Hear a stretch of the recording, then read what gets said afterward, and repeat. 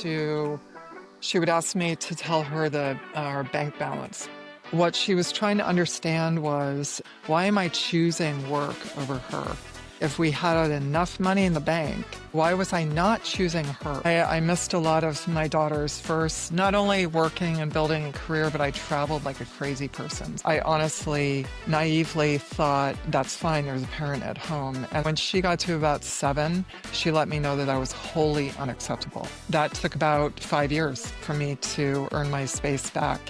I had to sit there and, whether it was painting our nails or drawing, I had to only do that. It feels really disorienting to sit calmly focusing on one thing with one person. Being truthfully unavailable, I think, made me more human to people who worked with me, and actually let them step into the ring and they would rise to the occasion. What my daughter's wisdom has taught me is to really open up and realize that everybody is going through the same moments of aggravation, moments of insecurity, moments of joy, and to open yourself up to allow people to share that with you. Welcome to CEOs and ABCs, real stories from execs who lead at work and show up at home. Career moves, parenting wins and fails, and everything in between. I'm your host, Kevin Rice. Here's today's episode. Welcome back to CEOs and ABCs. My guest today has spent 3 decades turning messy global supply chains into engines for growth. From Gap to Williams-Sonoma, Victoria's Secrets, AllSaints, Yeezy, Boardriders, Deborah Palmer Keiser built her career by saying yes to the hard stuff. New markets, turnarounds, flatlines that needed a second life. Today, she's the COO at pair of Thieves. She's the operator brands call when they're ready to grow up, tighten the seams, and still keep their soul. But this isn't just a story about operations. It's a story about a 7-year-old girl in Paris asking to see the family bank balance, not because she cared about money, but because she wanted to know why her mom kept choosing work over her. Deborah spent years as a primary breadwinner because she believed stability, a roof, and a steady income was enough. Her daughter, Tilly, eventually made it clear they were not. We talk about raising a young artist in a world that wants safe careers, and why Deborah now tells her daughter to take that dream all the way, and what it looks like to shift from dragging people uphill to leading as a servant, both at home and at work. This is a conversation about fearlessness, repair, and choosing presence over perfection. My guest today is Deborah Palmer Keiser. Thank you so much for being here. Thank you. Happy to be here. I appreciate you making time during the Thanksgiving break. I know it's like a busy time of the year for all of us, so I really appreciate you being here. Thank you. Yeah, I appreciate it. We got introduced through Arne Ahrens, who is one of our previous guests here, and you guys worked together while you were at Boardriders. And as I got to know you and understood the incredible career you've had, you've led in the C-suite across some of the world's greatest retail brands, from Gap to Williams-Sonoma. I know you did a stint at Yeezy. What does kind of life look like today for you? That's a really good question. I have worked across brands from size and scale to product categories. These days, I focus on mid-size brands where I can act as mentor, advisor, as well as hands-on operations. So I think a lot of my career was pushing water uphill with a rake. I would describe it that way, of either trailblazing, opening up markets.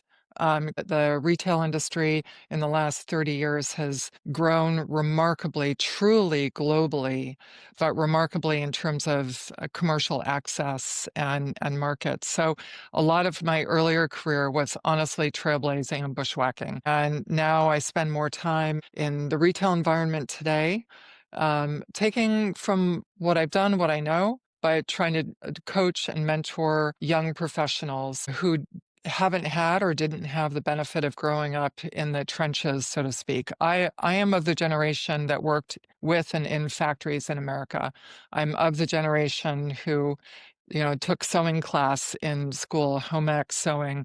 So I feel like I have a great advantage because I understand the very visceral essence of operations and supply chain, where for a lot of young professionals today or mid-career professionals, it's in the abstract. It's that, manufacturing is overseas, logistics happens out there, there's a big port, but it's a lot in the abstract. And so I spend a lot of time trying to bring it in and home. And so people really understand the work that they're doing. And you've taken that experience and you're now at Pair of Thieves, which is a brand that I'm intimately familiar Mm. with, if you get the Excuse the phrase. pun. Tell us about that decision to join Pair of Thieves. Well, I first of all am an underwear fanatic. I've not worked in men's underwear so much, but I've worked in women's lingerie. Earliest days with Victoria's Secret, and then I had founded my own lingerie brand when I lived in Europe as well. But I'm a big believer that if you feel good in your underwear, you likely are going to feel good for the rest of the day. That's the first thing you do.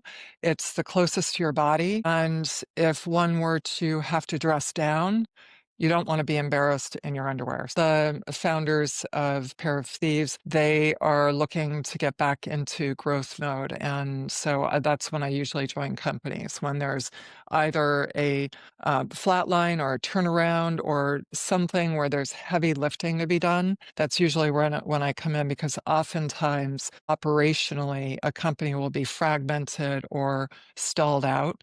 And that's where my expertise is. So I'm happy to be both in the lingerie world, underwear world, and doing what I do best. That's amazing. They're based down in Los Angeles. They're based in Los Angeles, which I live in Northern California, but my daughter is living in LA too. So I got the added benefit of playing in underwear and seeing my daughter. That's amazing. How old's your daughter? She's 24. She's in music school in LA, and she's gigging. Usually, I'm down there almost every week, and I usually get to see her every week, gigging at some little music club or bar in LA.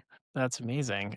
I'm always curious how the relationship evolves as our kids get older. What is your relationship like with your daughter now that she's kind of entering into young adulthood? I learn a lot from my daughter. She is a deep empath. What I have found remarkable about her, as long as I've known her, is that she takes her observations, her feelings, and she articulates herself very well in the moment. I stuff stuff down. I'll deal with it later. I'm not going to make a situation awkward by commenting in that moment.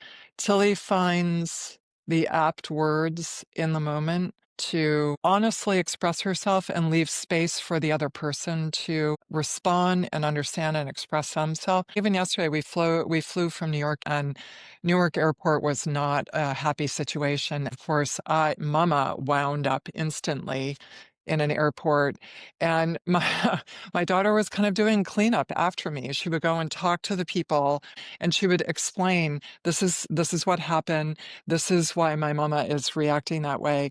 Perhaps I would suggest that you could do XYZ. And she would close it all with, but we love you, and walk and walk away. So she's just she's a really feeling person who leaves room for other people's feelings. And so my relationship with her right now is very much learning how to process my own emotion and share them for the betterment of those I'm around. Maybe being female, maybe being of my generation, especially professionally, I feel like the untold lessons were show up, suck it up, work hard, never let anybody see you crack, never say you can't do anything. So there was a cactus coat that I wore where it was a real facade of holding everything together.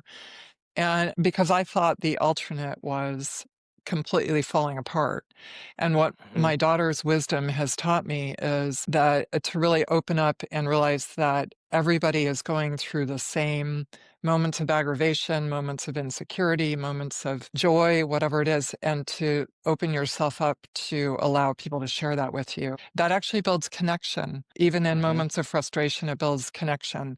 It's been truly eye-opening for me. My daughter makes me much more emotionally wise. That's amazing. I have many similar experiences. I very much kind of was closed. I kept a lot of my personal life close to the vest.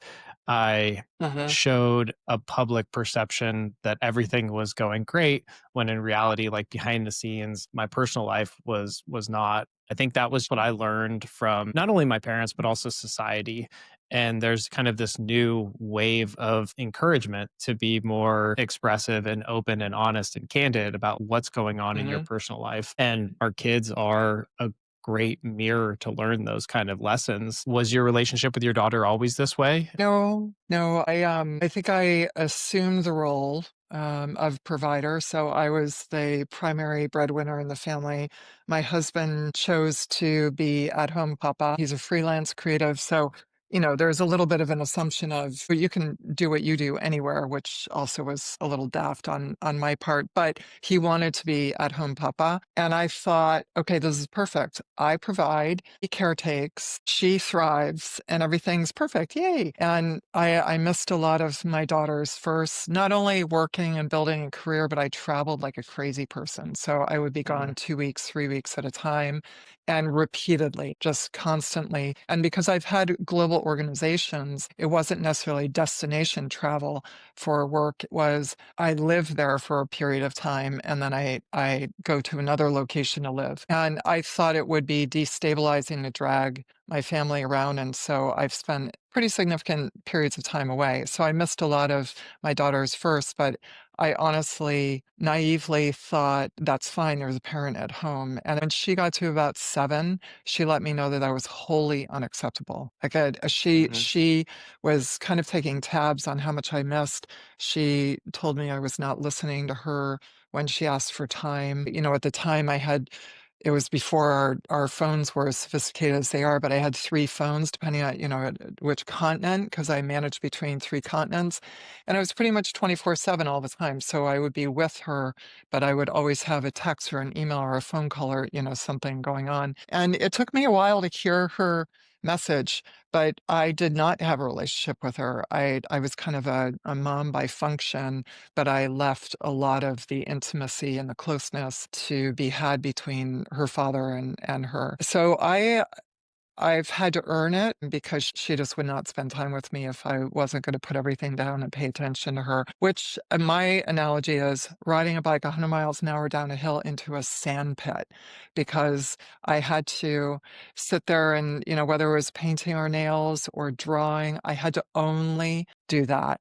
And I think we got so used to this frenetic being pulled in all directions that it feels really disorienting to sit calmly focusing on one thing with one person. And at the time, one person with whom I didn't really have a dialogue or rapport, I had to get to know her. But she was pretty clear. I had to earn her trust. I had to earn her intimacy. I had to show up in a way that was convincing to her. And that took about 5 years for me to earn my space back. And once I started to understand that, I was determined to never let it go. It had to be my commitment to myself as much as my commitment to her. But I realized how much I had been missing earlier on. But I Yeah. attribute the recognition to her wisdom. I mean, I certainly relate to that. Like, in my career, I was traveling a lot.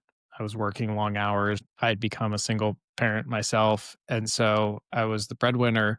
And I figured as long as I was taking care of the kids, they Hmm. had a roof over their head, they were fed, that I was doing my job. But I had quite a few moments where my 3.5-year-old, he couldn't verbalize what was he was experiencing. But through his behaviors, I could tell like there was a huge rupture and disconnection between our relationship. And it later materialized in their behavior and their inability to like listen to me and their kind of defiance. And it makes Hmm. sense, right? Like I wasn't around as much as I would have liked to be because I was prioritizing my career and what I thought my role needed to be. So when I came home from work and I told them it's time to like make their bed or clean their room, like why would they listen to me? We weren't connected. That's a big Yeah. part of like the dynamic of parenting is like if you're not connected, why would you have all these expectations of them? I'm curious, were there any key turning point moments for you? It sounds like your daughter was very clear, which is incredibly impressive for a young woman to be able to articulate that to her mother. But were there any moments that really stood out to you where you're like, I need to make a change? An odd period to she would ask me to tell her our bank balance. I was like, or yes, how much money do we have in the bank?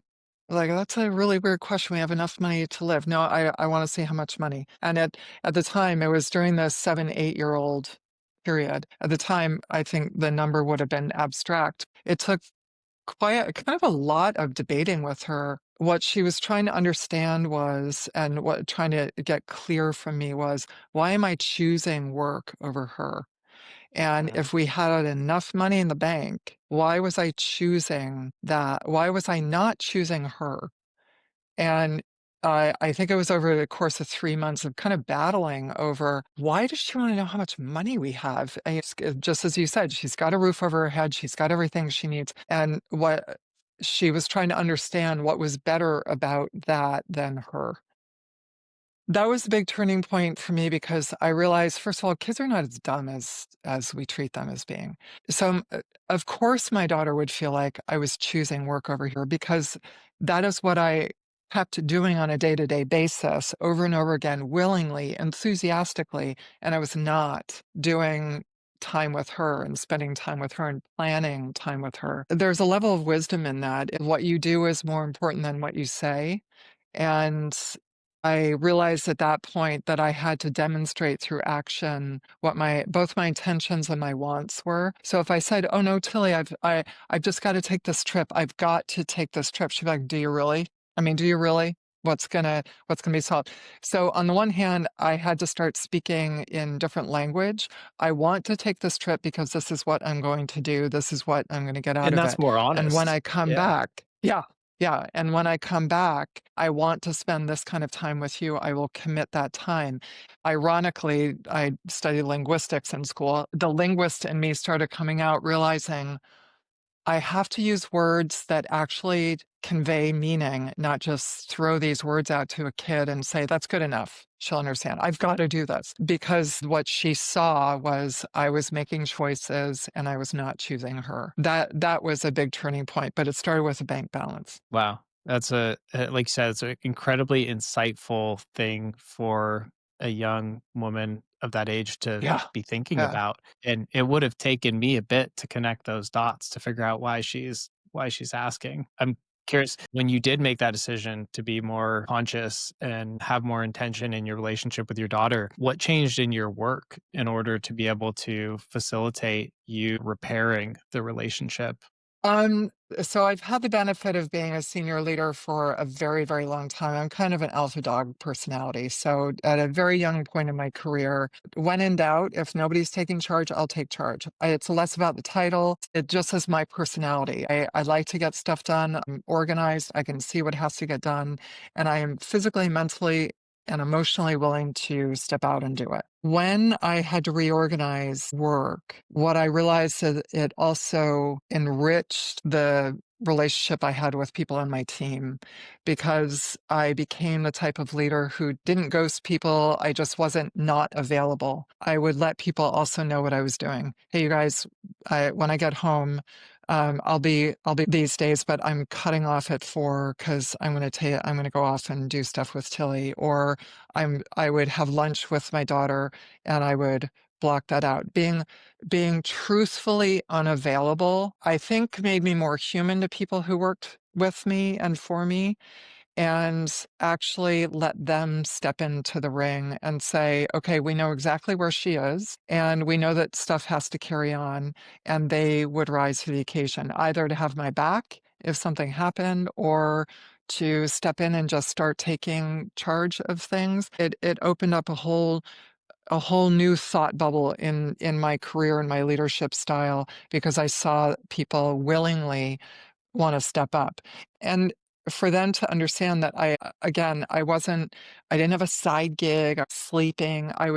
spending time with my kid, and I really loved my kid, and they would get to know Tilly as well. I think built a tremendous amount of trust and reliance and having each other's back spirit with people I work with. To this day, those relationships have lasted. And my very early career to my middle career to now are marked by the connection I was able to garner with my colleagues by letting my family in and letting my daughter be a part of my schedule. It really changed my relationships at work. I know people feel like it's very risky and everybody's situation is different, but it really is true. People want to know people. Again, people work with people. People quit their jobs not because of the company, it's because of the people. It is so true. And I think we continually forget that being a real person and a rich person and an open person builds that connection and helps build that culture of interdependency and reliance on one another. Yeah, isn't it wild? Because I, and I'm sure many others, would be really afraid and be in fear to cut back on hours because I thought this is the only way that I have so much responsibility. There's so much pressure to perform. This is the only way that I can get it done. And then Hmm. by pulling back, you actually found that your team was able to rise. You had better relationships with them. And it's amazing to see the positive benefits that come out of something that you would logically think would be detrimental to your career. Hi, Kevin here. If you're enjoying this conversation and you know someone else who's working to grow in their career while staying present at home, I'd really love it if you could share this episode with them. It's one of the best ways you can help us and help more leaders build their careers in a way that they're proud of without missing the moments that matter most. I Hmm. constantly am finding the parallels of what I'm learning in my parenting and what I'm learning in my career. I'm curious, do you find that you learn different, but the same amount from maybe the teams that you work with in your professional career? I would say in my early career, I was a leader of, I will show you how to get something done because I will do it alongside you. But it was more in the spirit of kind of dragging people along. Like, we're going to do this come hell or high water, and I'm going to show you how to do it the whole way. I think having my daughter taught me leadership as a service model. I am in service to the teams who I lead. And part of being in service to them is asking genuinely, what can I do to help? What can I do to contribute? What do I need to hear from you?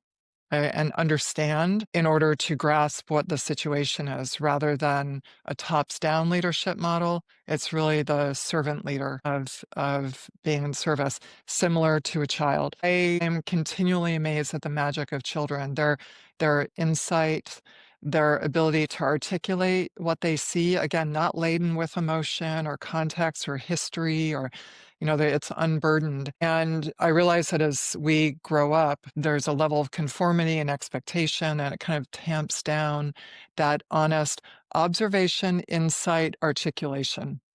And if we could keep that in our adult life, we could relate to one another differently. We could share insights without them being threatening or insulting or judging. There's a lightness to what children do. So I think after having my daughter and observing her and listening to her say the most remarkable things out loud, I was like, oh, do we say that? And then realizing that, yeah, it's perfectly fine. And it's the tone and intent and spirit in which things are said. It fundamentally changed who I was as a leader and coming into my own emotion, having a kid in the background or having my husband come and put his face in a Zoom call just to meet people. He always says to me, can I please see the org chart?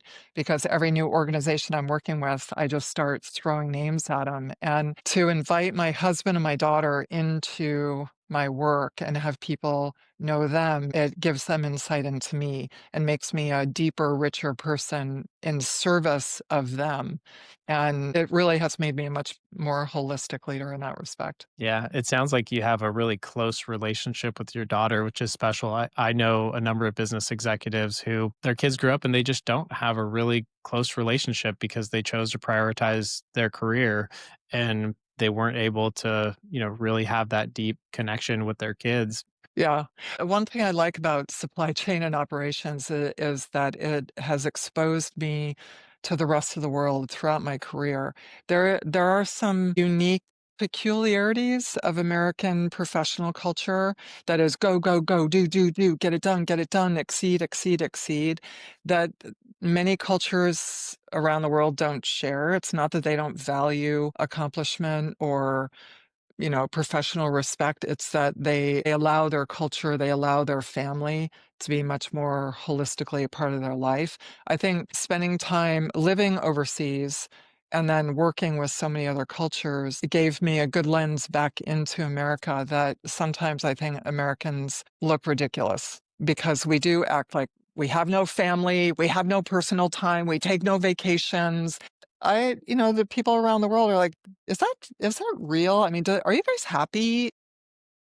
A really simple example is everywhere I travel in the world, wherever I'm going, the receiving party will make sure they know my flight information. They'll make sure I have a pickup at the airport. Even if, I arrive in India at 2 o'clock in the morning, they are making sure that they are picking me up or an arrangements are made.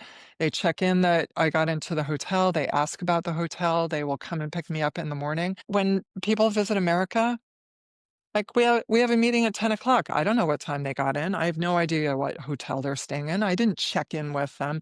There's an interpersonal connection that many, many other cultures have that Americans just take for granted. You're fine. You have a credit card. You'll get there. And Yeah. so to have lived outside of America and see America through a different lens really taught me a lot about the culture that we think is excellence and professionalism is actually just a stifling of a lot of things. And those lot of things are the things that my daughter brought to me. My husband also, but Mhm. my daughter especially, of why are you acting like I don't exist? Why are you not letting me be a part of something? And humorously, I think COVID brought that to life where everybody had their kids climbing on their laps and behind them or animals or whatever. It just forced the issue for people to realize, like, yes, life is all around you.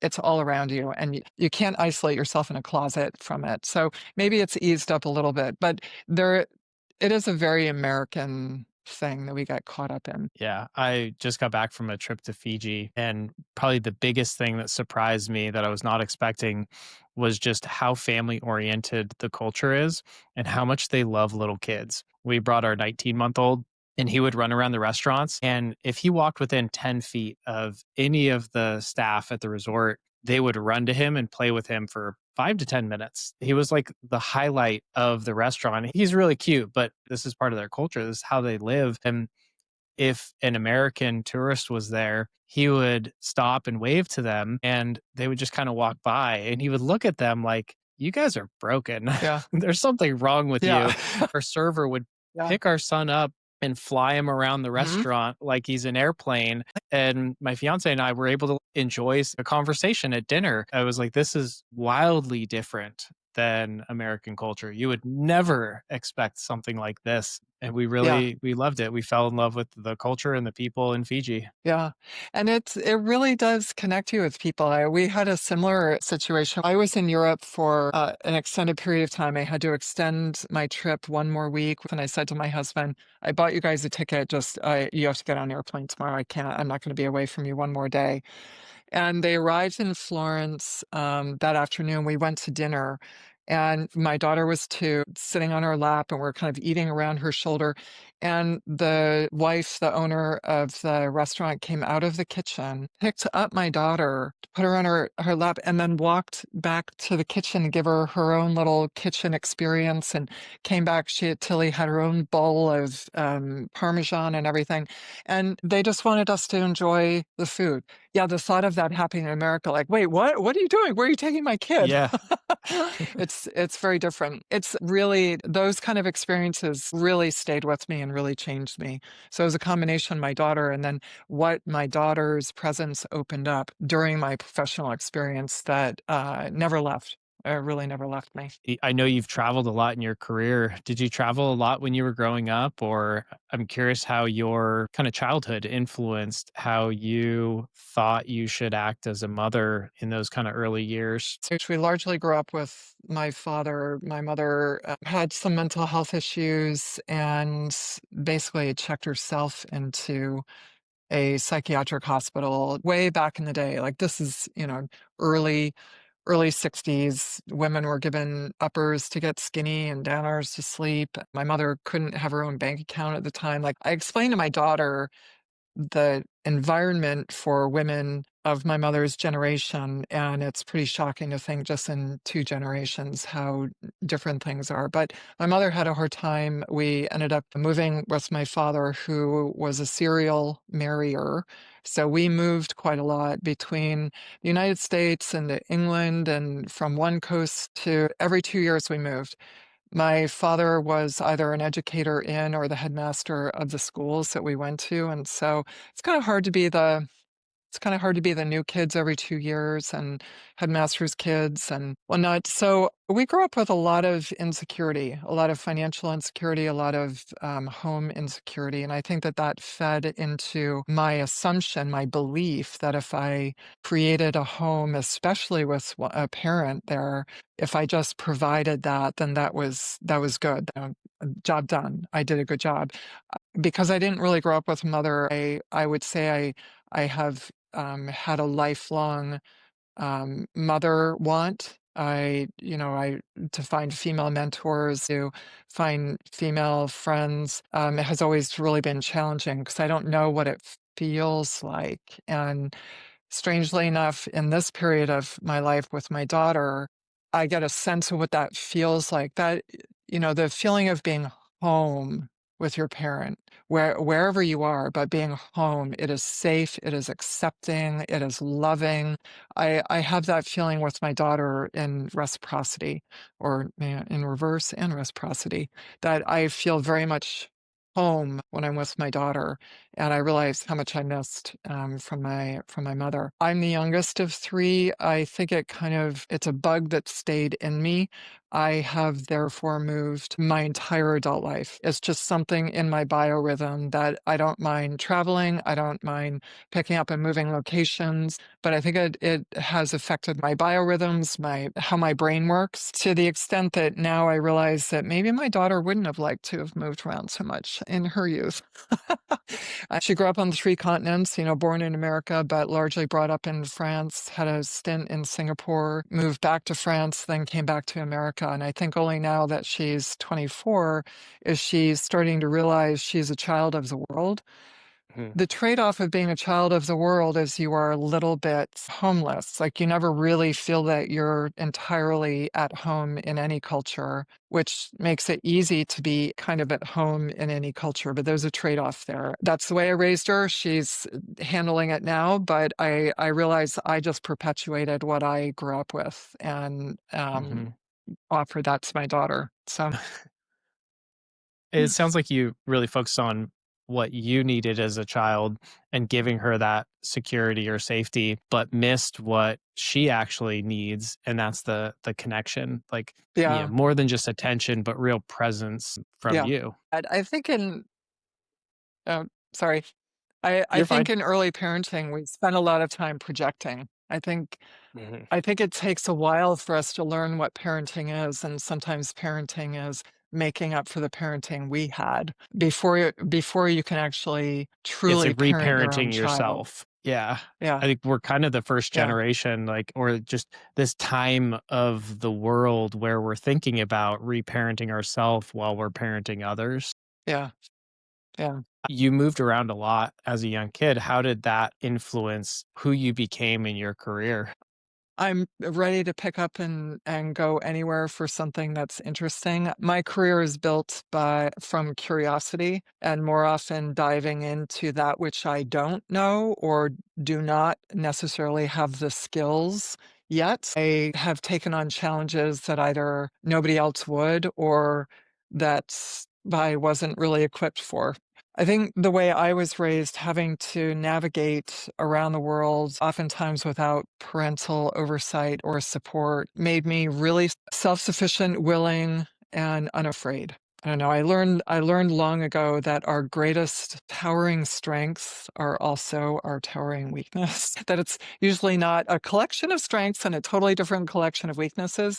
My towering strengths are fearlessness, willingness to jump into the unknown, and self-reliance. And I can go full tilt on that. And I used to describe myself as an isolationist introvert because I can spend an enormous amount of time alone, and I have great courage to believe that I can do anything that is set before me. And I think in my early career, I would just drag people along versus inviting them to be part of it. And when I learned to paint a portrait to lure people into wanting to be a part of that portrait, that's when I became a much deeper person and a much more effective leader, because then everybody rallied around that. Yeah. I know that you are a very confident and capable leader. And you were mentioning earlier that your daughter is going into a very different career path and she's going into the arts. She's a vocalist, a budding singer. I don't know Mhm. that I've talked to a lot of parents who have kids that are going into like non-traditional careers. Almost everybody I know have kids that are being groomed for entrepreneurship or business or tech. I love that your daughter is Mm. pursuing her passion of being a singer. How did you feel about, or how did you support her dream of becoming a singer as she was moving out of the house and saying, "This is what I want to do"? Well, she articulated it at a very young age. She was 6 and she started to tell us that she wanted to be a singer. And, you know, kid is 6, and you go, yeah, yeah, yeah, that's cute. And you put on your little sequin dress and dance, lip sync to Mary J. Blige or something, and it's darling, it's cute. But she did not relent. Following music, taking up piano, and she had a jazz piano teacher at the time, and her jazz piano teacher said, "You're going to perform with me in the restaurant." And Tilly grew up, she was pretty shy. She would hide behind her father's legs when she was introduced to people and whatnot. But when she breaks through, that kid comes alive. We watched her kind of throwing a fit, not wanting to do it at the last minute. And then when Ramona gave her the mic and started to play the piano, and then Tilly started to sing, and I thought, oh my God, maybe that dichotomy of she's very reserved and shy, but there's this person waiting to bust out of her, and that is the medium that enables it. And we just continue to see that. We continue to see that when she was on stage in any capacity, she would come to life, and there was something calling her for that. So I think she comes by it naturally. Her father is a creative. He's a photographer and a videographer, all self-taught, crazy talented. Um, and I guess that's part of, I'm not really afraid of that world, what it implies. I think everything is hard. I think every career is hard. Every self-actualization is hard. But people get scared because their kids aren't going to make any money. It's like, I don't know, you could be a consultant for 25 years and find yourself just gutted and from your soul and actually not really have any money. It's Yeah. personal path is a personal path. I would rather see her follow that energy and follow that life that comes out of her and see where it takes her. She's a beautiful ceramist. She's a beautiful graphic designer. So she's got backup stuff if she needs to. But if music is really where she wants to go, my feeling is take it all the way. So you don't have any regrets. If you decide ultimately not to do it or it didn't work out, you took it all the way. Because I see too many people not take things all the way. And I don't know. I think it's only when we get to about 50 years old that we say life is short, but it really is Yeah. short. Follow your passions. Not to mention, Yeah. arts could be the safest career path moving forward with so many business professional, like, Mm. knowledge working jobs being replaced by AI. The arts might be the safest place for her to go. But it's beautiful to hear you talk about her pursuing her passion. And you almost have a sense of awe when you speak about her singing and performing. Did she ever want to throw in the towel and quit singing, or was she always like moving forward in that direction? She wanted to quit playing piano and Mm. a number of times. And we it was just a hard no. And I mean, we would say her piano teacher would come over, lovely woman, and if Tilly was having a day of it, they would just sit at the piano bench and talk. I was like, that's fine. I don't care. It's, it can be going through the motions, but no, you can't quit piano. So didn't do your homework. You got to tell Ramona that. And if you just want to sit at the piano and talk, then that's fine. But Ramona will talk music theory, or she'll talk, it's always music related, but she wasn't allowed to quit that. And that's, I mean, it's kind of how I roll anyway. It's that I think people quit because they get afraid. They quit because they're scared. They quit because they're not perfect. And to break through that perfection, oftentimes people can be great at something just because they're having fun. They don't have to be the best at it, but they're great at it just because they're having fun. And that fear, the kind of perfectionist spirit, when it starts to hold people back, I think it starts very young, and that's really difficult to break through as people grow older. So we did our best to push her through stuff. My husband, he's done all the cooking in our family and really enjoys food, really enjoys food. And they would travel together, and he would say, whatever the food is, you have to try it at least twice, because the first time may not be the best one. If you try it a second time, then you can opt out of it. And she is very much in that spirit. Like, I don't know what that is, but I'll try it. And if we could capture the spirit of children in adventurousness and support them through the fear of something, they come out the other side and they own that spirit. But if we give in to them saying, I don't want to do it, I'm scared, that kind of gets frozen in our adult heads. Yeah. And I imagine that those values that you were helping instill in her, like resilience and grit and not quitting, are probably values that you carried into your professional career and probably helped instill in your teams as well. Yeah. Yeah, I tend to overuse the expression, the Socratic model of, we don't have to agree on anything, but I want you to walk me down your path of reasoning and process, because we're going to get there. And when in doubt, I will always have a way, but it doesn't have to be my way. Take me down your path of how you think we can get there. But we're going to get there. There's no like, oh, it's too hard. There's none of that. I think that's where my self-reliance comes in, that I don't give up. And when in doubt, I will follow my own path. But I really enjoy bringing people along and asking them, you show me, you tell me. I am happy to change my mind in that. And I think that's probably the only little childhood spirit I held on to. I recently had somebody ask me, he was a entrepreneur, he's kind of scaling his company. He knew my story of growing a business and selling it. He'd asked me, because we had kind of a personal conversation about some similar topics, about some of the milestones that I had missed and sacrifices I had made. And he asked me, would you have done anything differently knowing what you know now? And I'm curious, as you look back on your career and your personal life, what have you learned, or what maybe would you have done differently, or what advice would you share with the audience? My advice to people would be, if there's something you want to do, take it all the way. Take it all the way and develop an openness of expressing fear or trepidation to allow people to help you. I was a little bit of a black sheep in my family, because I was a self-taught seamstress. I went to FIT after I went to college, learned the trade by doing, just by taking jobs and doing. But I started my career in this industry wanting to be a designer.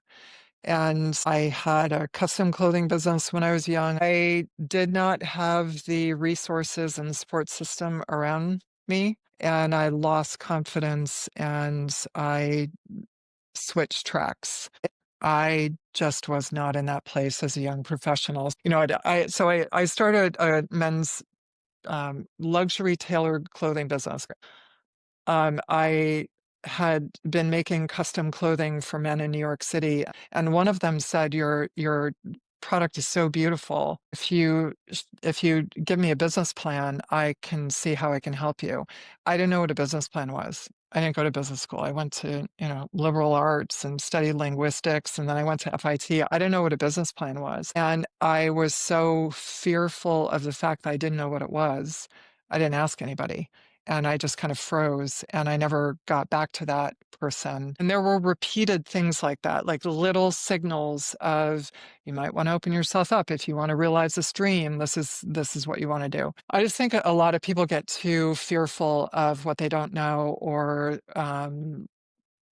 lacking perfection, or the stories of entrepreneurs starting companies at scales, and that it's a story that almost inhibits people rather than propels people, because if it's not done a certain way in a certain amount of time and a certain um, uh, X factor, it's not done well. So that my advice would be stay the course. Stay the course of what you are wanting to be and do. Stay the course and figure out ways to build a network, or find those mentors, or find those people who are willing and able to support you to realize what you want to do. When you decide it's not what you want to do, change course, because one will have acquired skills and learned a bunch of stuff on the way. That's what made me a great person in supply chain, because I knew to the textile, to the needle, how product is made. So I don't have to be in a foreign country in a factory to understand. I know how product is made. I can interpret it. It's a very, very visceral understanding. So it made me really good at what I ended up doing, but I didn't do the thing I wanted to do. And that's why I am so pursuant for my daughter of run the course, do it, take it all the way. Because there's going to be plenty of stuff that is going to knock you down. You're not going to know. You're going to feel scared of, no matter what you do. So you might as well be doing the thing that you really set out to do and that you really wanted. Yeah, especially when you're getting those kind of cues from the universe, like you mentioned, somebody coming and asking you for a business plan. And I think the universe leaves breadcrumbs if you're willing to look for those breadcrumbs. I had a number of those when it came to just starting this podcast. And so I felt called to do it because so many little things kept adding up. And it was something that I've been very passionate about. Yeah. And I've had a great life partner. I have to say, I've been with my husband, not married the whole time, but for 33 years. And finding a person who is your partner in life, who not only helps you grow, but forces you to grow out of love, is very meaningful. And so it could be a friend, it could be a life partner, but I don't know that I would be half the person I am also without him. Deborah, thank you so much for being with me today. I really appreciate the candor and the vulnerability and some of the deeply personal stories that you shared with us. I think what really will stick with me is kind of that story of your daughter asking to see your bank balance, not because she was really worried about the money, but because it was proof of your priorities, but mainly how you responded, not with just a perfectly timed career move, but by slowing down and spending days painting nails with your daughter. And then I loved how that actually turned into a advantage for your career. Your team could see you as a more humanized leader, and it gave them an opportunity to really elevate and take that opportunity to step up in their own roles. So I'm deeply grateful for your honesty, your vulnerability, and your wisdom, and just sharing the stories behind, your personal journey as you've grown as both a leader and a mother. Thank you. I really appreciate it. If you're enjoying this conversation, make sure to hit subscribe so you don't miss future episodes. CEOs and ABCs is all about helping you grow in your career and show up at home. We've got many more amazing guests coming up, so tap follow and stay tuned.